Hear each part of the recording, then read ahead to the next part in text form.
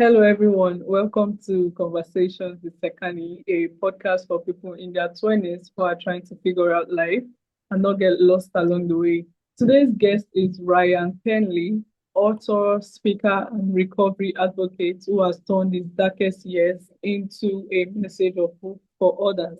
After spending more than a decade caught in the fast-paced Las Vegas nightlife scene, battling addiction and isolation, Ryan eventually hit rock bottom.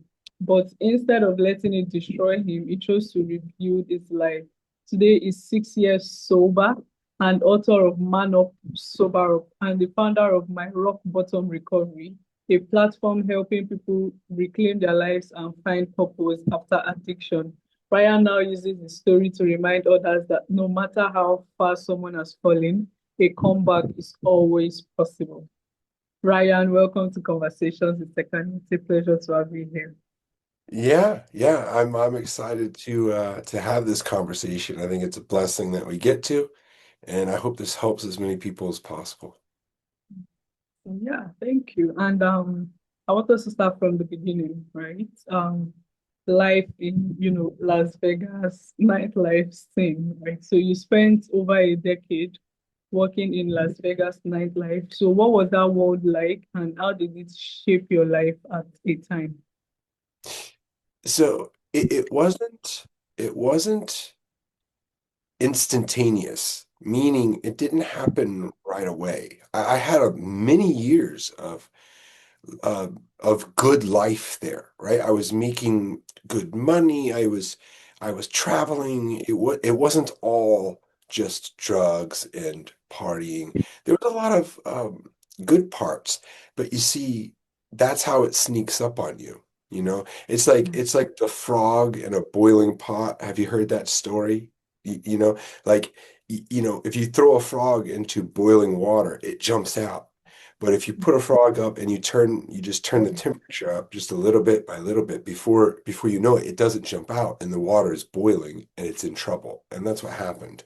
It got worse and it got worse and I didn't see it. I couldn't see it. And then before I knew it, everything had fallen apart. Everything was taken from me, my health, my career, everything, my family. And so I didn't see it coming because it seemed gradual. And then before I knew it, I looked around and I thought, it's all gone. I had chased away every person that cared about me, and I had traded everything that is valuable for drugs and alcohol and despair. So, yeah. Um, I don't know if I could say this right. While I was in, I don't know if we call it university over here, right? I think you guys call it college or something. Mhm. I had to work to get some bills paid, and I had to work in a club. Right? So I worked as like a waitress, then from waitress to a bottle girl. What we call bottle girls are those people who deliver, expensive alcohols to people who are selling and all. But one thing I noticed while working was the word you used, despair, right? I made so much money, but at the end of the day, I always just feel sad. Like I was never happy. Even after making money, I didn't think I was happy. I always feel very sad, like from within, and I didn't know where the sadness was coming from. So I feel like I could relate a little to what you were saying. So if I did something else that wasn't, related to nightclub and everything, I feel better. But once I work in the nightclub and even make more money, I still feel sad. So yeah, I could relate to that one. I just felt like saying that story. Did not. It's exactly how it was. And so in order for me to find a balance, I would take that money most of the time. I would take that money and I would invest in experiences. I had to, and that's why I say it's not all so bad, because I would travel and I would snowboard and I would have celebrations and I would go to festivals. And so my life was a lot of experiences that made me happy in the short term, And so I would, and that's what I thought life was. I thought life was happiness, and I would chase it. But I think if somebody understands that happiness, it goes away very fast. It goes away. And so in a very short period of time, I would feel happiness. And I thought that's what life was. And so I really appreciate your observation because it's accurate. Like you're doing work, but it's not God's work, and you're getting money. And so then you think to yourself, like, well, I went to this position and they gave me money. And so what's missing? Why aren't I more happy? Why aren't I filled with, like, why is this experience not so great? And it's because those things they're fleeting. They don't last long. And so a person in their 20s, right? If you don't have guidance and you don't have a very good compass inside of you, then you can get distracted. You can see the wrong thing. And so I feel like what happened to me had to happen, but it wasn't accurate. I wasn't aware that like that's not a good way to be. I just thought like, oh, this makes sense, but it didn't make sense. And so I'm so glad that you had a different experience and you knew there was more, right? You knew that there was something else better, right? Thank you for that one, actually. So yeah, talking about like the downward spiral, addiction often builds slowly. So when did you first realize, that things were getting out of control? Yeah. And so, well, okay, so yeah, way too long, way too long. It took me to realize things were out of control. I'm very stubborn, and I didn't really. I mean, everything had fallen apart before I made a decision to change. My mother accused me of murder. She accused me of trying to murder her. Now she's an addict. She's also an alcoholic still. And so that's not good. You don't want two people that are, that together. And so I had gone to jail. I was wanted in three different states at one time. I could not get a job. My health had declined. I went into a coma, right? My body had shut down from the drugs and alcohol, and I had developed diabetes as a result of, I still have diabetes because the damage to my body. And so, and most of my friends and family were nowhere to be seen. And so, yeah, there was no denial. And you'll hear that. Like there's a denial phase where somebody will say, "Well, it's not so bad," and they'll make an excuse or a reason to perpetuate their use of drugs and alcohol. And so I didn't have that. It was gone pretty fast. Like there was very little evidence that I didn't have a problem. I had a problem. And so I will also say that there was a pivotal moment. There was a fork in the road where my drugs came from a doctor. Uh, and now that I think about it, I know I told you a really great story about a great Nigerian young man that I really care about a lot, but then that doctor was also Nigerian. His name is Dr. Huh? Bruce, and I remember him. I might forgive me, I'm remembering this now. And this was at a time in the US where the normal thing was to give pain medication, opiates. It was very normal. And Dr. Bruce, he gave me so much medication that I was an addict. I became an addict right away. And it came from a doctor. And so I was getting my drugs from the medical system. And looking back, we know that it was a horrible, like this was across the nation. This is a very large scale issue. And I was in it. I was a part of it. And so I was getting 220 roxicodone milligram, these pills, very strong pills. And so I could not live without them. I was an addict. And it was so peculiar because my drug dealer was a doctor, right? It was a very rough time in the country. Yeah. Wow. That's a very unique one actually, because now you would not even know you are like you wouldn't know you're doing drugs, right? Because this time around it's a medical personnel that's giving it to you. So wow, I am Yeah. so sorry about that actually. Yeah. Well, that's, if that had not happened, I wouldn't be here now getting to speak to you. And if that had not happened, I wouldn't have written a book. And so, yeah, I take responsibility because here's the truth. That doctor did not put them in my mouth. I did, so right. I take responsibility because it's at the end of the day, I'm the only person that did that. It was me. So, it's kind of a weird way to look at it, I guess. It's fine. All right. So yeah, we've spoken about, the beginning of everything, right? So let's talk about the turning point, the positive aspect, which makes me so happy, right? So you had to rebuild from scratch. So once you made the decision to get sober, what were the first steps you took to start rebuilding your life?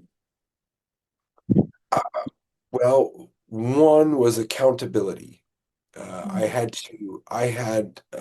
tried many times to become sober. I tried many times and I failed many times. And so I had to learn what I was missing. And one of the biggest parts was accountability. And so I went to one of the only family members that was still, you know, supportive.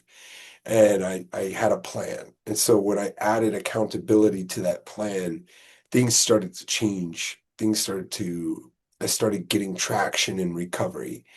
So accountability is, I won't get into that too much. It's a very large uh, part of everything, right? Is accountability. But then I want to lean into something that is maybe more powerful, or it's at least more positive, I believe. And it's starting small. I had to start embarrassingly small. And I believe that that is many times the path to anything better for anyone. You have to realize that you don't know much and you don't know how to do it. And when I say it could be anything. And so you have to start so small that you think that it doesn't make a difference, but it does. And so, whatever it is, like writing a book, right? Like writing a book, like I started with writing maybe like 100 words in a day. And sometimes for some people that might seem like a lot, but it's really not. Like if you just write, and I thought to myself, well, I'll never get to 44,000 words. Like that'll never happen. But the idea was I started small and then that grew. And so a small effort turned into more, and then it turned into more. And so you start with like a crawl, and then before you know it, you're running. And so I think that that's what, you know, I want to express that message that yes, it may seem small now, those efforts, but they turn into bigger ones always. Yeah, this just reminded me of a book called, you might even know the book, Atomic Habits, right? Mm. I've forgotten the author, but he says that you have to start really small. Small steps matter. And then before you know it, those small steps would have accumulated and it will now be something very huge in your life. So yeah, starting small. So talking about the mental battle of recovery. So what are some of the biggest, psychological challenges people face when they're trying to break free from addiction? You have to, well, our minds are so wildly amazing. It's a gift. It could also be an incredible enemy. And we have to be mindful of our thoughts. And our thoughts can, wow, they can get negative. They can be, wildly inaccurate. You know, like your brain can play tricks on you. So when you mention the battle, right, inside of the mind, that is most certainly what it is. And in addict's mind, you can lie to yourself and you have no idea. Like I would believe that not only do I need to go into the liquor store and get a bottle of vodka, like I would trick myself into thinking like this is the best idea that I've ever had. Right? It wasn't even like, oh, it would start off like, stay away, don't go in there. You know what happens when you go in there. And before I knew it, I was in there and out of there. And it was like I went through time. And so how did that happen? Well, my mind was in this addictive state where I was just seeing things that weren't true. And so we all have that battle going on, and sometimes people suffer from different levels of you know, inaccurate observations, right? It's a lack of clarity. And so an addict's mind is incredibly unclear. But I would say that most of us and still now, I have more clarity than I had, but I don't know that we ever reach a place of pure observation. And so we have to, in order to win that battle, you have to find a better guiding power. This is why faith is so important. A North Star, something to hold you down. For me, it's scripture, it's God. And that's what keeps me, it keeps my focus on something more clear than I am and more clear than, the average, person in the world, right? Because we are bombarded with everything. So clarity is really tough to get, but we can do things that increase it. So in that, I think that that's key to win that battle in somebody's mind. But yeah, in recovery, you need something better than ourselves. That's why it's such a big deal, like in the 12 steps in recovery, is to realize that there's a power greater than you. And that's kind of the wording around that. For me, it's faith and it's the Bible, right? So that's kind of what I use. Right. So that means faith, it plays a major role in, addiction recovery, actually, because I've spoken with some guests and they also talk about faith. There's just something he does to you, like being able to look up to power above, like something is way bigger than you. And then yeah, it just gives you this peace and it helps break, addiction also. So yeah, you went from pain to purpose, right? That's amazing, honestly. So I wanted to talk about your book, right? Your book, Manup, it shares your journey, what inspires you, and yeah. So what would you say inspired you to put your story into writing? Well, I think most, I would say, and I can't speak for other people, but when you go through something very hard and you're not a total jerk, right? Like a good person. And I think that we are, I think you will have a pull, you'll have like a certain desire to help people that were just in the place you were. And so I think that if you're climbing up a ladder and you get pretty high up that ladder, it is very important to look back and pull somebody up. And because they're on the same ladder and they're just a little bit lower than you. And so you don't need to be at the top to help somebody. You can just be a little bit higher than them and you can help them get a little bit higher. And so that was originally, I had thought to myself, like, well, how can I do this?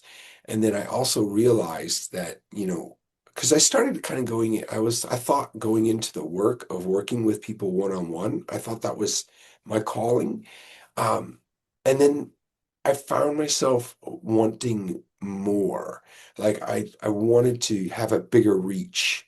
And then I thought to myself, well, God wanted to bring a message to the world and to everybody. And what did he do? He wrote a book. And so, and Exactly. so I, Oh I wow. thought, Okay.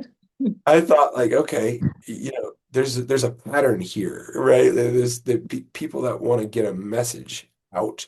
Um, they write books, and then the glorious thing about books is that that message can live forever. Well, as long as the book is there. And so I thought, I think it's a noble It's a noble pursuit. And then what happened when I wrote the book, I couldn't have imagined what happened next. Like it's a key that opens up doors. The process is therapeutic. The the the way that people perceive an author is because well, one, and I'll get this right out of the way. People that write books don't make any money. Maybe the Atomic Habits, Clear, James Clear, right? He sold like millions of books. Yeah, he made some money, but like people that think you make money off a book, not really, right? Like you now you can other ways by speaking and stuff like that, but like when you write a book, it's so very visceral and personal. And it's a beautiful journey, and I think that it's a way that really shows that you care about other people because you put that in there for a reason. It's not for some reasons it's for yourself, but it's mostly for others. I believe, So yeah, it was what a glorious experience.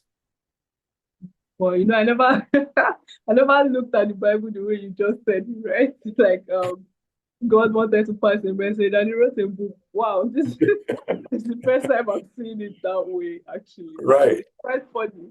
It's funny and true at the same time. It's the truth. right. Well, until God comes out with his own podcast, then Okay, that's true. Okay. All right. So yeah, talking about helping others recover. Right. So through, my rock bottom recovery, you now support others in their sobriety journey. So what do people struggling with addiction need to hear the most, actually? that they're closer than they think. you, what will happen is you'll start to feel that it won't happen. You start to believe that it's not for you. You'll start to think that nothing will change, and that's where the enemy can stop you. And so, you know, and there's a fall down seven times, get up eight. That's a biblical principle. And so it's not so much about the numbers seven and eight, so much as that it's the last one is that you get up again, right? So it could be, 100 and 101. It could be, 1,000 and 1,001. Whatever it is that the last number is larger than the first number and you get up, that's all that matters. And so you don't know when that is going to happen. And so a person that's in that position, you've got to just keep going. You've got to keep getting up and you've got to keep trying. And if you do, eventually it will work. Eventually it will happen for you. All right. So yeah, it is. That means it's important to know that the journey is not going to be easy, but consistently trying to, want to be better is where it lies, where the freedom lies, and one day you would eventually be free. So, okay, noted. And yeah, talking about, community and accountability. So how important is community when it comes to like recovery?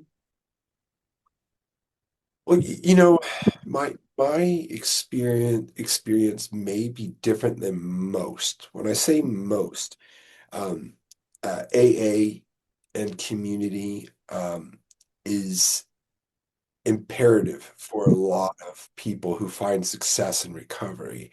And my journey was a little bit different. And I don't know why, but I didn't do well like in the rooms. That's what they call it, is the rooms. Like so you go into the Mhm. room, it's an AA room, and you share your story. I'm Ryan, I'm an alcoholic and XYZ. And so I didn't I didn't like it. And it wasn't where I found success. And for other people, it's where they live. They go every day, And my father's one of those people. He's sober now 13 years, and he goes every day to these meetings. Um, and so when it comes to the community, I want to drill down in a word that is maybe a little more focused in its connection. Now, you can find connection in a community. You can find connection with a best friend. You can find connection in a book. You can find connection in social media. You can find connection in a church or in a conversation. And so what is necessary is the connection, because in addiction and substance abuse, you lose all of that. And then you also, because you're not around others, you lose that clarity. And then you hide and it gets worse. So you need to find connection, whatever that looks like. And it can look like so many different things. And so you need to bounce yourself up against another human in another way. And that might be community in AA, or it could be a Bible study. It could be anything. It could be, community service. It could be cleaning up trash or talking to troubled kids, or playing basketball, whatever. There needs to be some connection. And so I think that is the real missing piece, and that many times is what community can provide. Yeah, thank you so much. This has been, amazing. Thanks for sharing your story so openly and reminding people that even from like the lowest moments, transformation is possible. And so it brings me to my final question I have for you, which is advice for someone struggling right now. So if someone listening today feels trapped in addiction, what would you want them to know? Yes, that you know, you have to humble yourself to wherever you're at. And so it has to be something that you can do. And it may not be much to brag about at first, but if you s- s-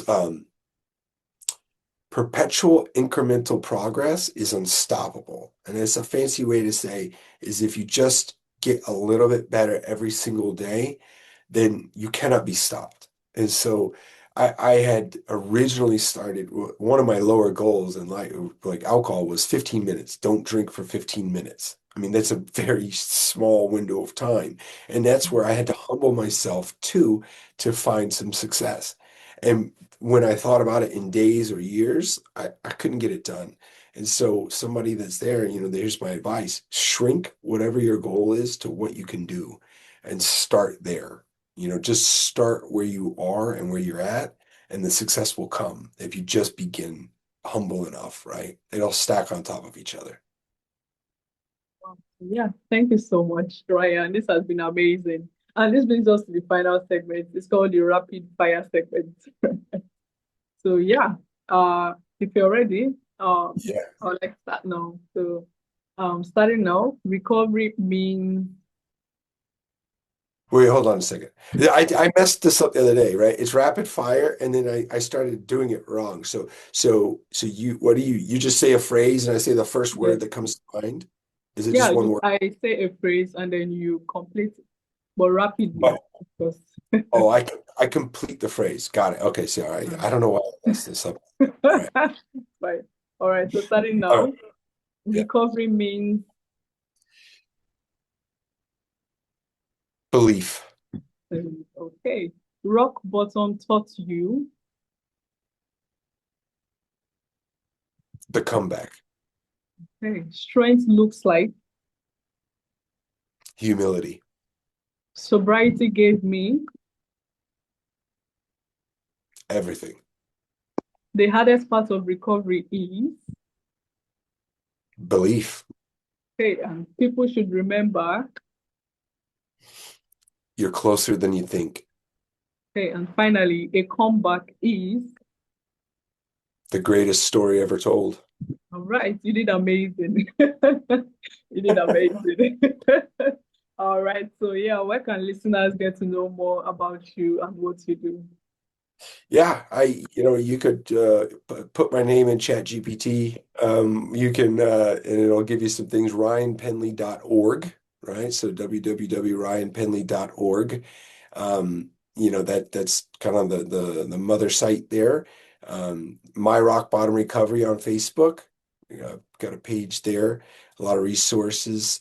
And the Next Fix podcast. So on YouTube and Apple Podcasts, Spotify. So yeah, I'm on all that, right? So Okay. Do you have Instagram? Do you have I, like Instagram account or something? well, I do have Instagram. It's just that Facebook is like it's so much like I've got you know a Large. quarter a quarter million followers on Facebook, and Oh, then on Instagram I've got like 200. So I don't there's not as much activity on there. That's my fault. Like I don't get it out everywhere. So but yeah, Facebook, my rock bottom recovery, that's the best spot there. And okay. then I'm All right. I'm So yeah, not I'll on be checking out your Facebook after this. I'll go and check it out. All right. And yeah, to my listeners, thanks for tuning in to Conversations with Sekani. If this episode sparked something in you, make sure to share to someone you think might need this and also subscribe so you don't miss out on your episode. Thank you, Ryan. Penley, do have a wonderful day.